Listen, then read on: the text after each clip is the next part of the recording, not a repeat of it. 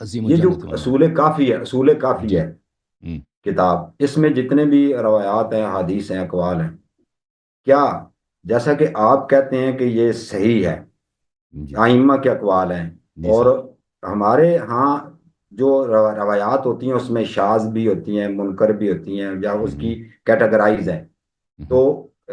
علامہ صاحب نے، شہنشاہ جناب محترم نقوی صاحب نے فرمایا کہ ہاں ہمارے کچھ تفردات بھی ہوتے ہیں، کچھ شاذ چیزیں ہوتی ہیں، تو جب ان بک سے وہ اگر کوئی شاذ یا تفردات ہیں، تو وہ ضعیف نہیں ہے نا، شاذ روایت ضعیف روایت نہیں ہے، شاذ روایت ہم، ایسی حدیث ہے۔ تفردات کیا ہے؟ تفرد یہ ہے کہ ایک حدیث کے ایک ہی راوی ہو نا، ایک فرد نے روایت کی، وہ متفرد ہے، ایک شخص نے روایت کی، دوسروں نے روایت نہیں کی، نہیں تو اگر وہ اس کی کوئی امام کا اور قول ہے تائید تو نہیں پھر اس ملتی، کو اس تفرد کا فقرے کے اس حکم کا کوئی دوسرا تائید اس طرح نہیں ہے دوسرے احادیث میں، یہ متفرد ہے روایت۔ ٹھیک ہے، وہ تو اگر وہ امام کا قول ہو تو پھر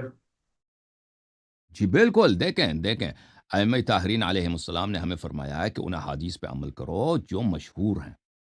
جن کے اچھا، راوی مشہور ہیں، معروف ہیں، جن پر شیعہ ٹھیک، عمل کرتے آ رہے ہیں۔ بعض روایت ایسے ہیں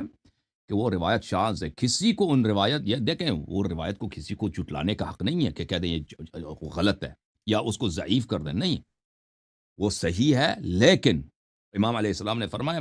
من جاء به اولا بھی، یہ اس شخص کے لیے جس کو ہم نے بتایا۔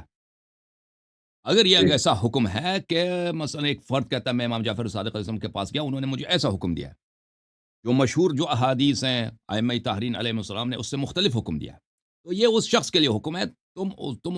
اس کو جھٹلانے کا حق نہیں ہے، وہ صحیح کہہ رہا ہے اس پہ وہ، لیکن آپ کو عمل کرنے کا حق نہیں ہے، آپ اس مشہور روایات پہ عمل کریں، ٹھیک ہے، یہ ہے